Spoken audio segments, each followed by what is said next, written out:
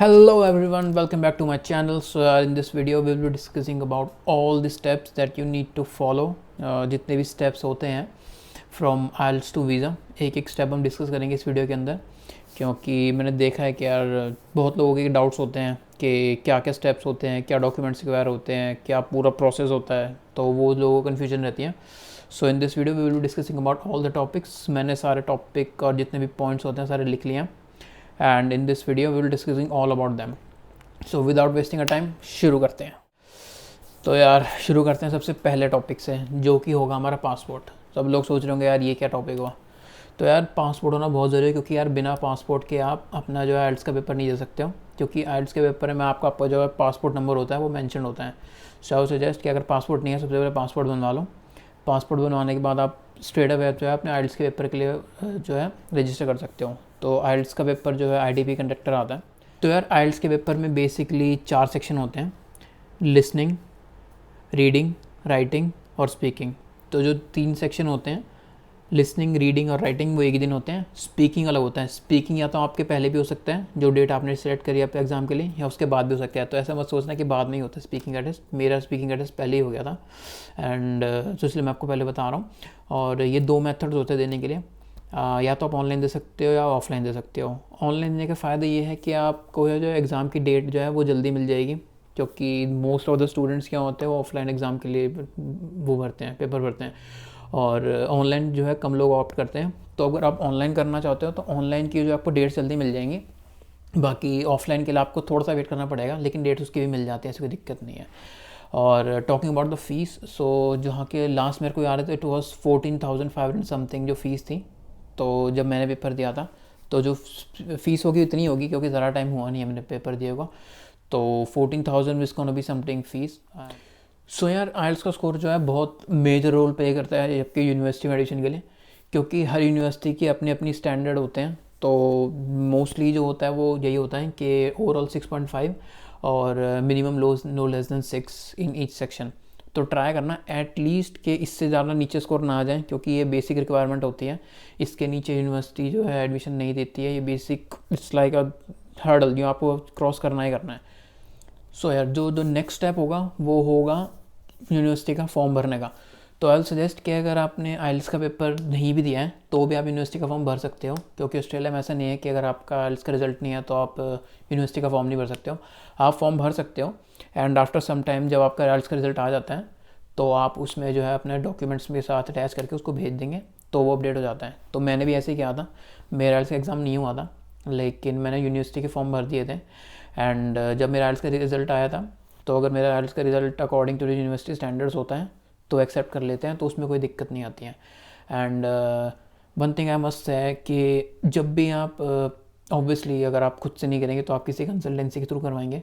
So I suggest कि यार please कोई अच्छी कंसल्टेंसी ढूंढना, क्योंकि ऐसा भी हो सकता है कि आपकी कंसल्टेंसी की वजह से आपका वीज़ा रिजेक्ट हो जाए, क्योंकि बहुत सारे डॉक्यूमेंट होता है जिसमें कंसल्टेंसी आपकी हेल्प करती है, just like making a SOP. अगर आपकी SOP ख़राब होगी तो वो रिजेक्ट हो जाती है आपकी एप्लीकेशन, तो उसका कोई फ़ायदा नहीं है. और ऑल द जो प्रोसेस होती है पूरी, वो आपकी जो है कंसल्टेंसी आपकी बहुत मदद करती है उस प्रोसेस में. So it gets very easily. और ज़्यादातर जितनी कंसल्टेंसी होती हैं फ्री होती हैं, तो कोई इनका कोई चार्ज नहीं होता, क्योंकि इनको अपना अलग से कमीशन मिल जाता है यूनिवर्सिटी की साइड से.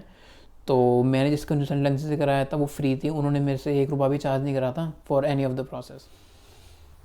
तो यार जब आप फॉर्म भर रहे होते हो तो एक चीज़ जो है वो सबके दिमाग में आती है, वो है स्कॉलरशिप की. तो जब आप फॉर्म भर रहे होते हो उस टाइम आप चेक कर सकते हो यूनिवर्सिटी की वेबसाइट पे जाके. अगर हुआ तो मैं आपको एक वीडियो बना के डालूंगा उसकी इसी वीडियो में, कि आप यूनिवर्सिटी की वेबसाइट पे जा सकते हो और उसमें आप चेक कर सकते हो कि कौन कौन सी जो स्कॉलरशिप यूनिवर्सिटी प्रोवाइड कराती है. ज़्यादातर उनकी वेबसाइट पे होता है, और वहाँ पे आप सिलेक्ट कर सकते हो कि आप कौन सी जो है स्कॉलरशिप लेने के लिए एलिजिबल हो. वहाँ पर रिक्वायरमेंट्स लिखी होती हैं, आप वो रिक्वायरमेंट्स पढ़ लेना और उससे आपको पता चल जाएगा कि आप जो है एलिजिबल हो या नहीं हो उसके लिए, स्कॉलरशिप्स के लिए. ये आ गए हम डीकन के होम पेज पे. मेन्यू पे क्लिक करेंगे international students fees and scholarship. इसको स्क्रॉल करेंगे हम नीचे. यहाँ पे अब आपका ऑप्शन आ जाएगा ये फाइंड अ स्कॉलरशिप. क्लिक करेंगे, स्क्रॉल करेंगे. यहाँ पे आप ये चीज़ें फिल कर सकते हो कि इंटरनेशनल स्टूडेंट हैं, और कमेंसिंग स्टूडेंट अभी शुरू करेंगे। लेवल ऑफ एजुकेशन डाल सकते हो आप, कौन सी चाहिए उसमें, पोस्ट ग्रेजुएट, ग्रेजुएट। इसमें हम नीचे स्क्रॉल करेंगे, नेशनैलिटी डाल देंगे आप इसमें, इंडिया। अब इसमें सारी स्कॉलरशिप आ गई है, 100% है, 50% है, 25% है, 20% है। 20 वाले देखते हैं हमारी खोल के, इसमें स्क्रॉल करेंगे। So for this scholarship you need 65% in your bachelors. And talking about the application fee, तो ज़्यादातर यूनिवर्सिटी में कोई भी एप्लीकेशन फ़ीस नहीं होती है, बट जैसे कि जो टॉप यूनिवर्सिटीज़ होती हैं, जस्ट लाइक मैंने मोनाश के लिए अप्लाई किया था। सो फॉर दैट यूनिवर्सिटी मैंने $100 की जो है एक फ़ी पेमेंट करी थी, लेकिन उसमें कोई इंटेक नहीं था, तो मेरे को मेरे पैसे वापस मिल गए थे, क्योंकि जो है उसमें इंटेक जो था जनवरी का था, और जनवरी के लिए इंटेक के लिए मेरे को 1 साल रुकना पड़ता। So apply for other universities like I applied for Deakin, La Trobe and Macquarie university. तो तीनों से मेरे को जो है ऑफ़र लेटर आ गया था, एंड उसके बाद मैंने डीकन चूज़ करी थी फॉर माई पर्सनल रीजंस। और उसके बाद जो है आपको अनकंडीशनल ऑफ़र लेटर मिलता है जो यूनिवर्सिटी की तरफ से जो मिलता है। तो अनकंडीशनल ऑफ़र लेटर में बहुत सारी कंडीशंस होती हैं जो आपको जो है सेटिस्फाई करनी होती है, और जो आपको ऑफ़र लेटर मिलता है यूनिवर्सिटी की तरफ से, उसमें आपको जो है पूरा फ़ीस स्ट्रक्चर लिखा होता है कि जो पहले के आपको जो टोटल कितनी फ़ीस लगेगी, आपकी कोर्स की फ़ीस कितनी है। अगर आपने अप्लाई करा है स्कॉलरशिप के लिए, तो उसमें स्कॉलरशिप भी ऐड होकर आपको मिलती है। तो इसलिए कि आपके ऑफ़र लेटर में सारी चीज़ें होती हैं, आपकी स्कॉलरशिप, आपकी फ़र्स्ट जो है ज्वाइनिंग के लिए, आपके एनरोलमेंट के लिए आपको कितनी फ़ीस देनी होगी वो लिखी होती है, और प्लस आपका जो ओवरसीज़ जो हेल्थ इंश्योरेंस होता है वो भी लिखा होता है। तो बेसिकली जब आप फ़ी पेमेंट करते हैं, तो बेसिकली आपकी जो फर्स्ट सेमेस्टर की जो फ़ीस होती है, और जो इंश्योरेंस होता है फर्स्ट जो 2 साल का होता है आपका ओवरसीज़ का, उनकी इकट्ठी पेमेंट जाती है, उसके बाद ही प्रोसेस आगे बढ़ता है। Sir coming to the unconditional offer letter, जैसे मैंने बोला कि अनकंडीशनल ऑफ़र लेटर होता है, उसमें कुछ कंडीशंस होते हैं जो आपको सेटिस्फाई करने होते हैं। तो जस्ट लाइक फॉर मी, मेरे को पहला आइल्स का एक स्कोर जो मेरा अपडेट नहीं था, मेरे को वो देना था आइल्स का स्कोर। और दूसरी चीज़ थी, वो थी क्या थी,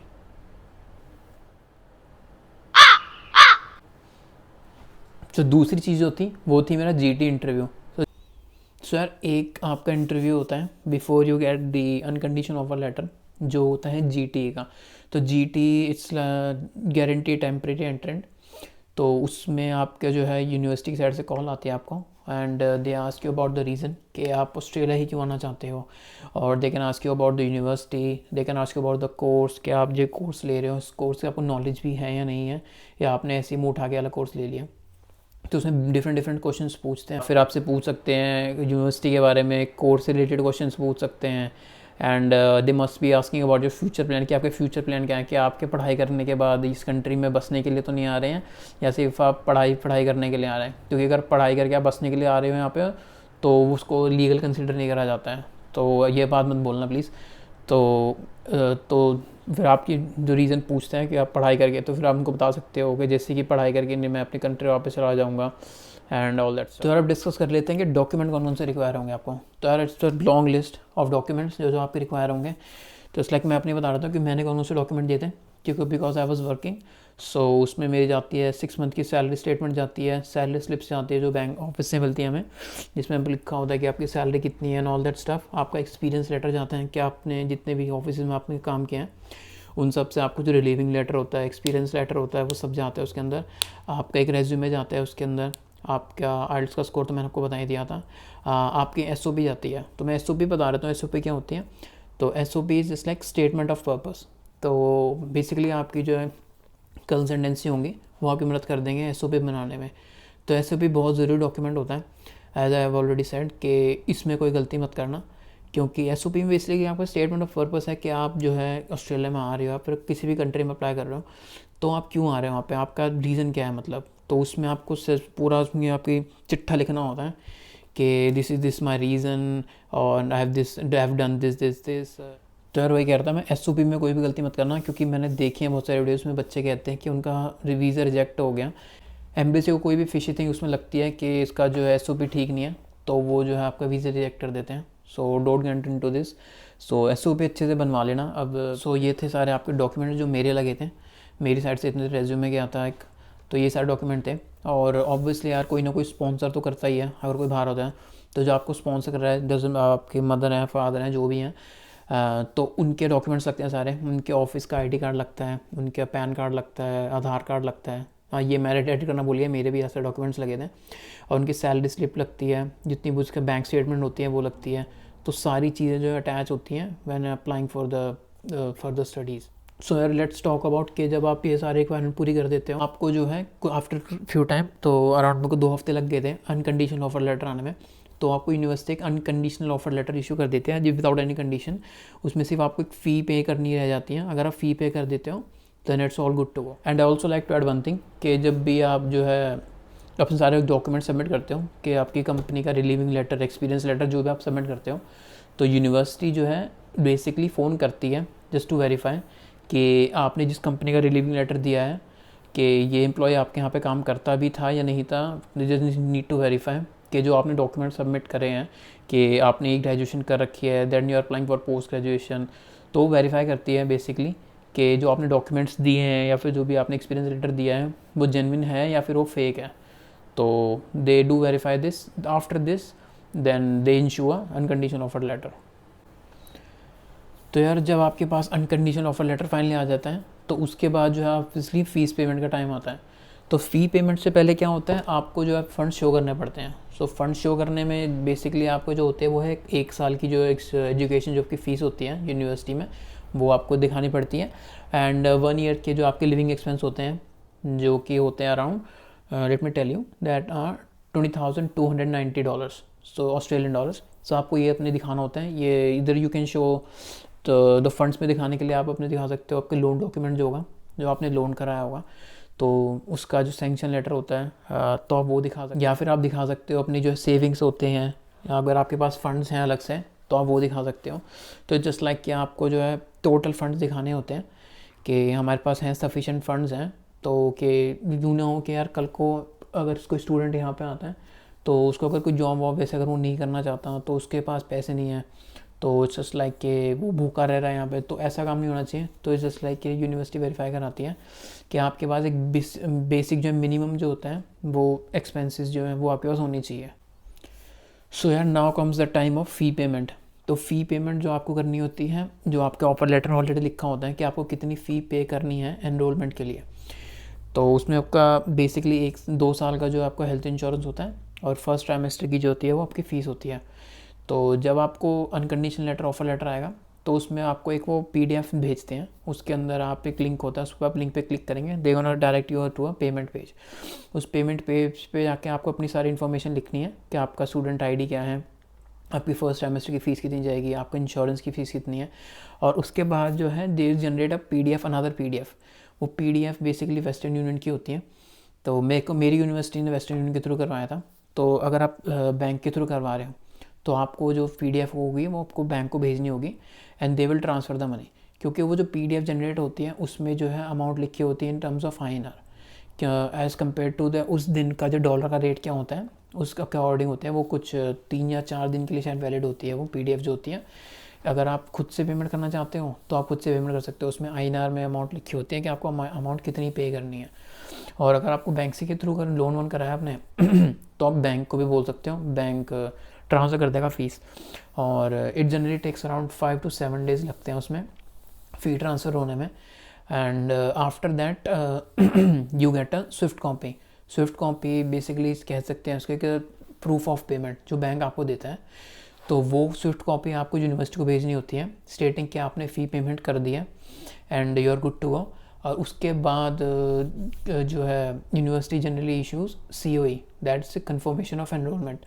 तो COE आने में थोड़ा सा टाइम लगता है। It took me around I guess 15 days to get the COE। COE just like confirmation हो जाते हैं कि अब यूनिवर्सिटी ने बोल दिया है कि हाँ इस बच्चे ने जो है हमारी यूनिवर्सिटी में एनरोल कर लिया है।